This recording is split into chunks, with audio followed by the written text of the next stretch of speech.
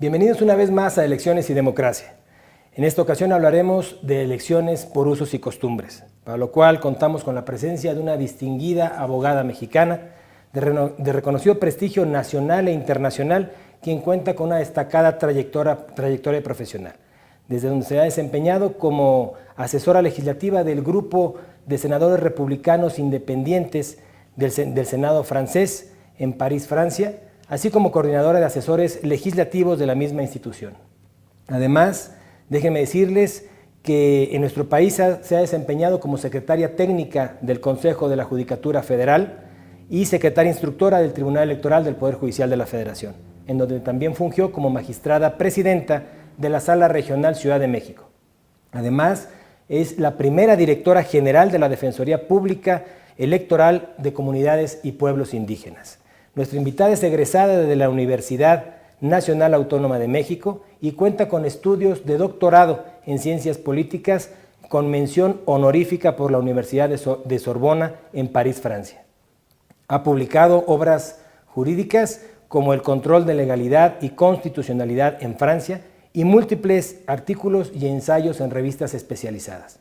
Hoy tengo el gusto de dar la bienvenida a la doctora Janine Otálora Malassís, magistrada presidenta del Tribunal Electoral del Poder Judicial de la Federación. Muchas gracias y bienvenida, magistrada. No, al contrario, muchas gracias, magistrado, por esta invitación a participar en estas sesiones un poco de debate de temas jurídico-electorales. Muchas gracias, magistrada presidenta. Y bueno, respecto al tema que nos convoca el día de hoy, es importante recordar que nuestra Constitución define, sin duda, en México como una nación pluricultural basada en sus pueblos indígenas, y por ello veamos esta información.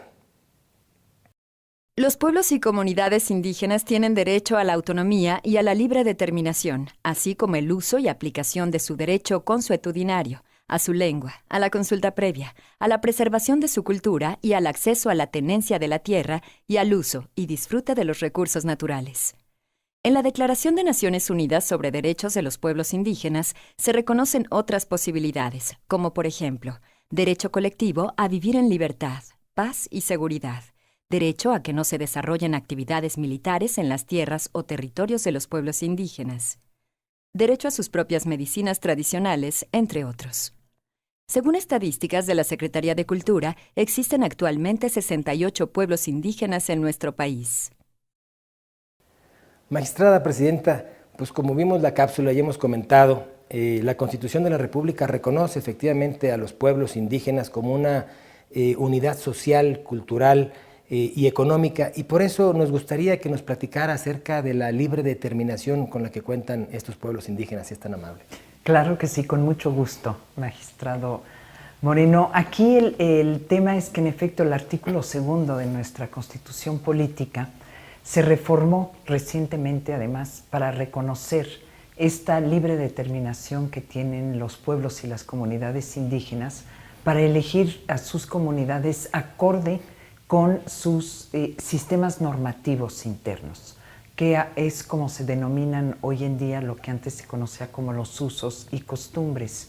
Y esto aplica especialmente en el estado de Oaxaca, en donde la mayoría de los municipios se eligen por estos sistemas normativos internos que reconoce la Constitución y por ende tienen plena y total validez y vigencia.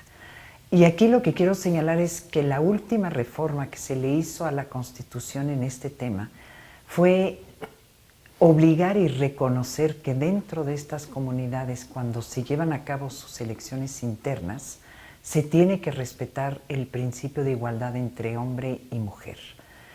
Y esto es un enorme avance que se hace en materia de derechos políticos, porque sabemos que culturalmente las comunidades indígenas, la mujer es quien padece una mayor discriminación dentro de la propia comunidad.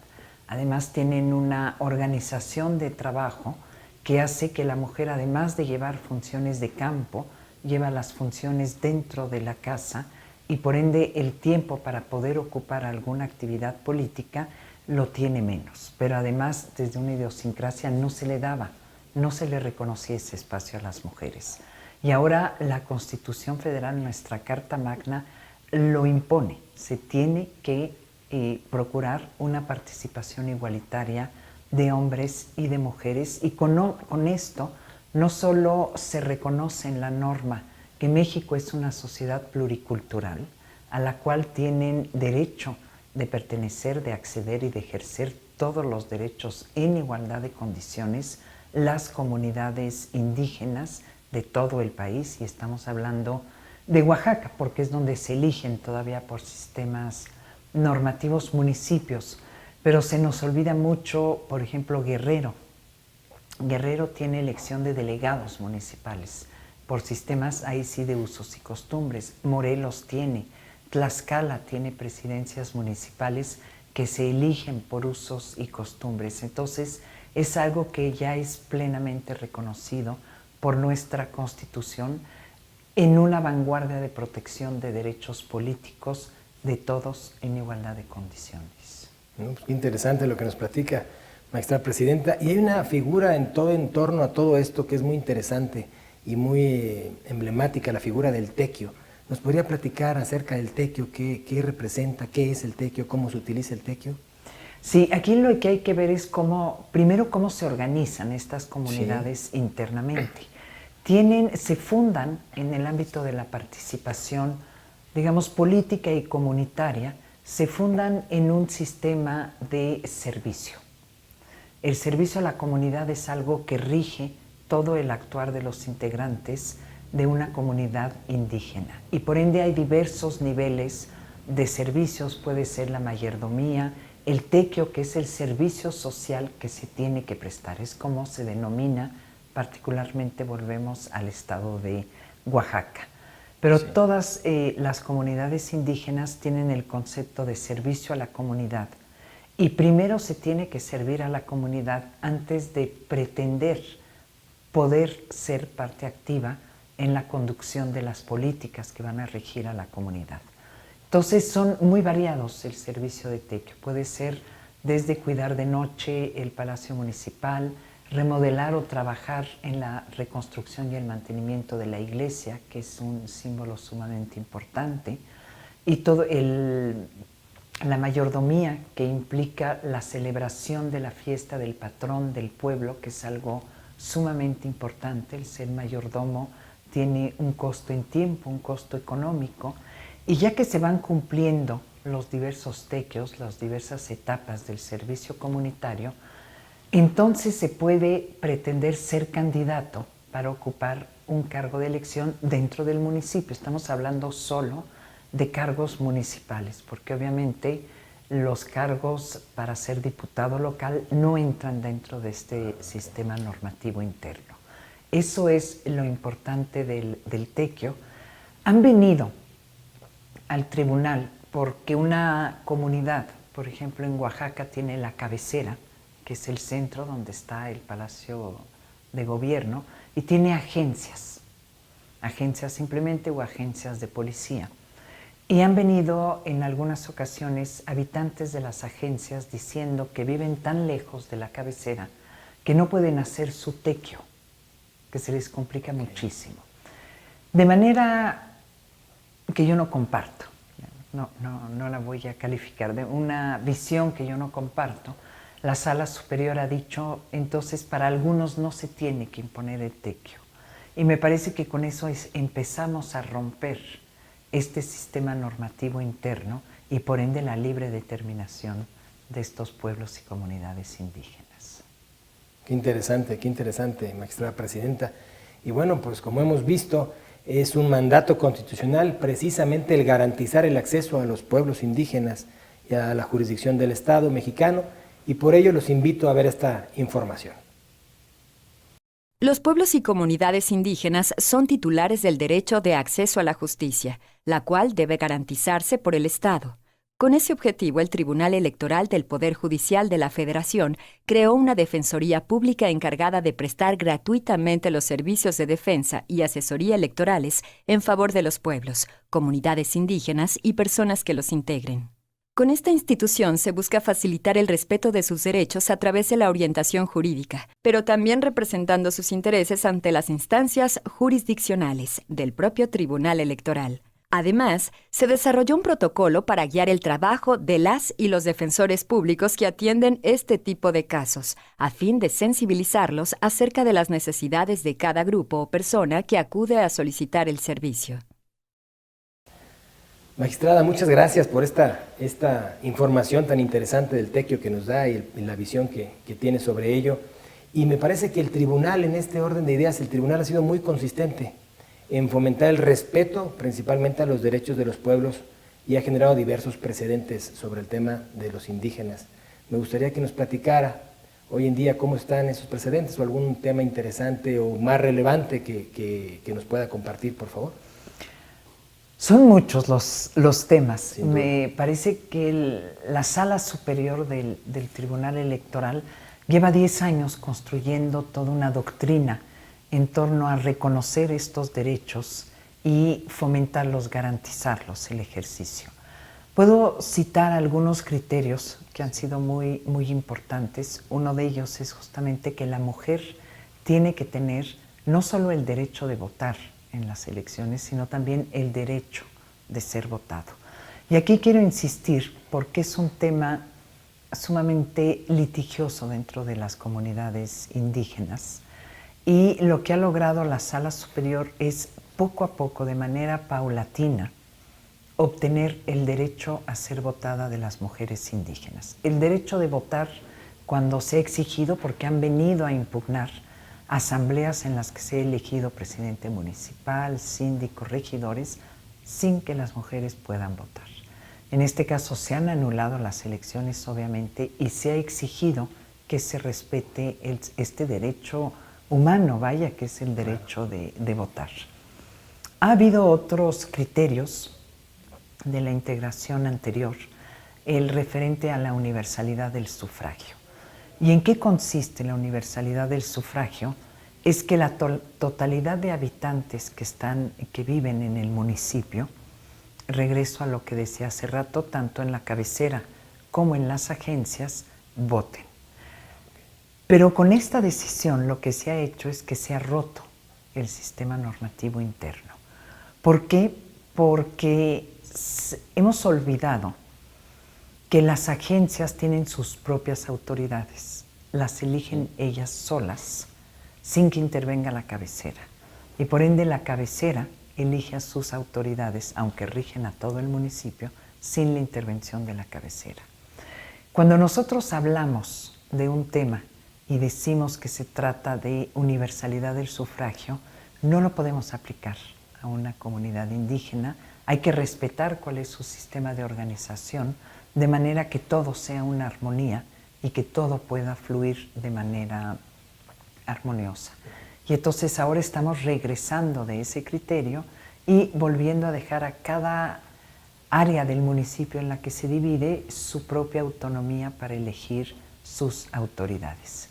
Y ahorita acabamos justo la semana pasada de aprobar un asunto muy importante para Oaxaca, en el que hay un municipio que colinda con la ciudad de Oaxaca, que es indígena, es de sistemas normativos, pero el Estado ha permitido en los últimos 20 años que el Infonavit esté construyendo unidades habitacionales dentro de ese municipio, que son conocidas en el Estado como es una ciudad dormitorio.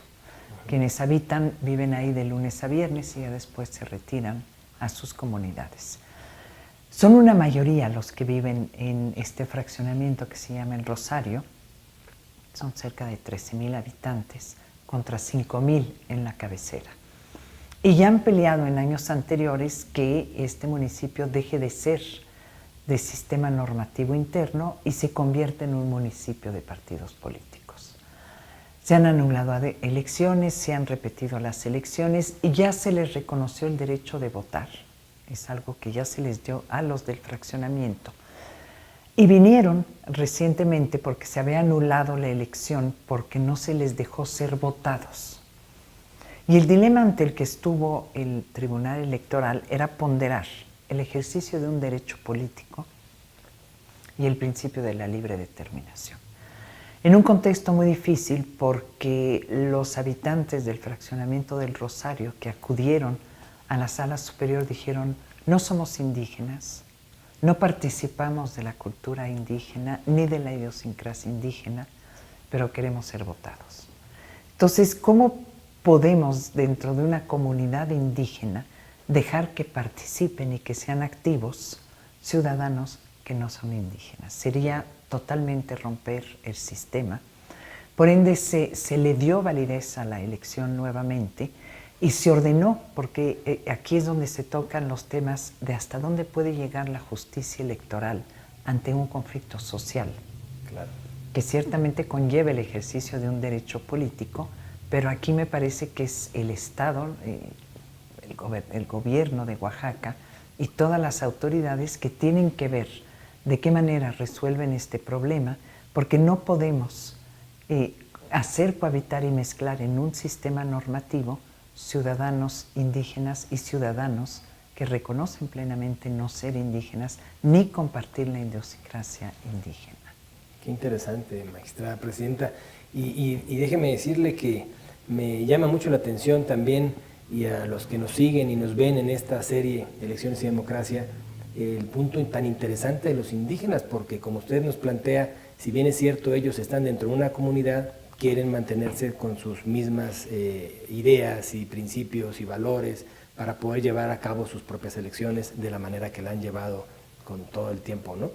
Y bueno, quiero yo preguntarle, usted fue la fundadora precisamente de la Defensoría Pública Electoral para Pueblos y Comunidades Indígenas, y ya que usted tuvo ese gran momento de ser la fundadora de esta defensoría, platíquenos cómo funciona, qué hace, qué alcances tiene, quién puede recurrir a esa defensoría pública, o sea, cómo pueden los indígenas acceder a ella, o puede ser también en algún caso para alguien más. ¿Qué hace la defensoría pública? Ese es un tema fascinante, el de esta pregunta. Tuve en efecto el honor, la verdad, de echar a andar esta Defensoría Pública Electoral para Pueblos y Comunidades Indígenas. Fue creada a iniciativa del magistrado Constancio Carrasco Daza, entonces presidente de la Sala Superior, y de todos los integrantes de la misma. Y cuando yo termino mi encargo de magistrada electoral regional, me confían la dirección y la conducción.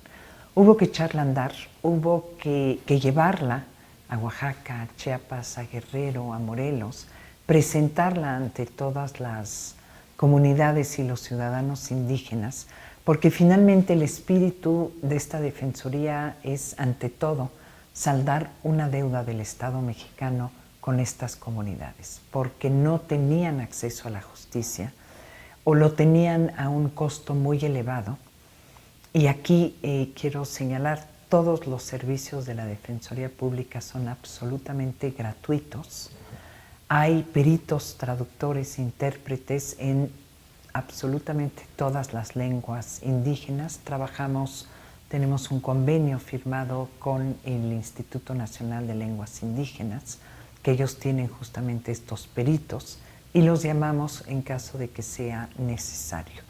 Además, hemos difundido muchísimo del material de la Defensoría en diversas lenguas indígenas según donde hemos ido a presentarlo. Y aquí quiero decir que al principio hubo un temor de cómo una defensoría si es algo del Estado, pero finalmente hemos logrado ser aceptados y que vean que los abogados defensores que integran esta defensoría son gente totalmente profesional. Han visto que realmente el servicio es gratuito, totalmente gratuito, y eso es algo muy importante, y que es un servicio que les da toda la calidad que puede prestar un funcionario público convencido de lo que hace. Y hemos intervenido tanto, la mayoría de los casos que hemos tenido sí han sido derechos políticos de mujeres que han sido violentados, pero hemos tenido también muchos casos de hombres que no les dan la posibilidad de competir, o nulidades de elección que vienen a impugnar, o validez de elección, conflictos con las autoridades electorales locales de Oaxaca, el Instituto Electoral o el Tribunal Electoral. Los asesoramos también, no siempre vamos a juicio. La Defensoría tiene mucho la lógica de que dentro de las comunidades indígenas la mediación es algo fundamental. O sea, primero es la palabra, porque la palabra es algo sumamente importante en sus culturas, y el dar la palabra es realmente el dar un compromiso. El diálogo es algo con lo que se puede llegar y puede uno lograr tratar de resolver conflictos o de obtener mayores participaciones. Hemos podido, por ejemplo, en la Sala Superior recientemente reponer una elección que había sido anulada con el compromiso de que la Asamblea se reuniera para la siguiente elección y quitar algunos requisitos que, sinceramente, sí son contrarios, ahí sí, a la universalidad de los derechos humanos, como por ejemplo el de ser casado, que es un requisito que no tiene fundamento ni vínculo con un sistema normativo, como sí lo puede tener el tequio, pero este es un requisito contrario a la protección mínima de derechos humanos. Esta es la finalidad de la Defensoría: proteger, potencializar todos estos derechos. La Defensoría llevó el caso ya muy conocido de Rosa Pérez en Chenaló, en Chiapas. Se logró la restitución, se han ganado muchísimos casos de indígenas ante las salas regionales o incluso ante la Sala Superior. Y quiero decir que es un órgano totalmente autónomo, es decir, yo fui directora el tiempo que yo estuve ahí, nunca hubo injerencia alguna de magistrados respecto de asuntos, y actualmente yo llevo una política de una total división con la Defensoría para que sea un órgano autónomo y por ende fuerte.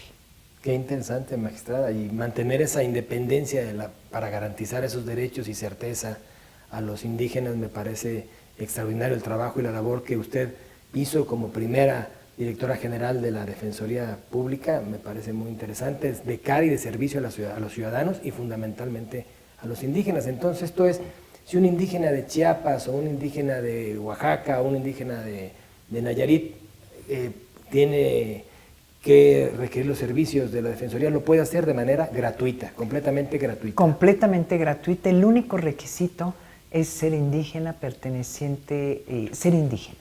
No, ser indígena. Hemos tenido casos de una mujer, por ejemplo, que es zapoteca, que vive en la Ciudad de México, aquí radica desde hace 30 años. Hemos llevado su juicio, la hemos defendido hasta donde pudimos, y donde ya no pudimos, ya le brindamos la asesoría para que pueda acudir incluso a la Corte Interamericana de Derechos Humanos. Entonces es una protección global que damos finalmente de los derechos políticos que ellos estiman fueron violados. Y cuando consideramos que no se les va a dar la razón, dialogamos con ellos y en algunos casos dicen, de todos modos, queremos que se presente, y ahora probablemente la Defensoría tendrá una gran participación, ya que está registrada la primer candidata indígena independiente para la presidencia de la República. Qué interesante, magistrada.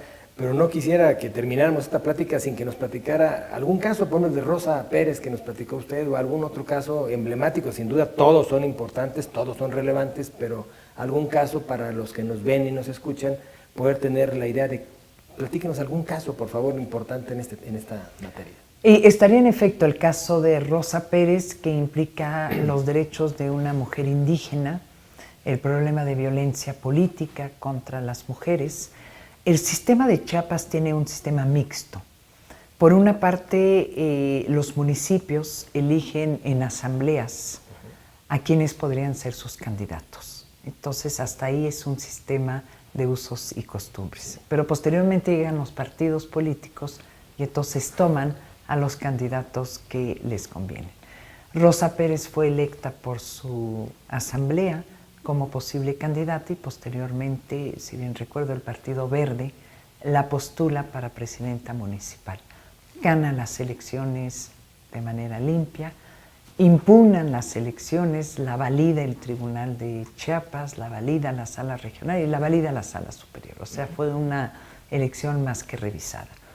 Asume el cargo, empieza a despachar en Palacio de Gobierno, pasan los meses hasta que llega un momento en el que sus opositores y un grupo de hombres, mayoritariamente, la presionan y ejercen toda una violencia psicológica, yo diría, para ordenarle que renuncie al cargo. Ella renuncia al cargo con amenazas de muerte, amenazas de su familia, y tienen que salirse del pueblo de Chenaló. Ella y muchos de sus seguidores y una parte del cabildo tienen que retirarse de Chenaló y vivir en San Cristóbal de las Casas. Ahí la Defensoría la fue a buscar, porque ella se había ido por la vía del amparo.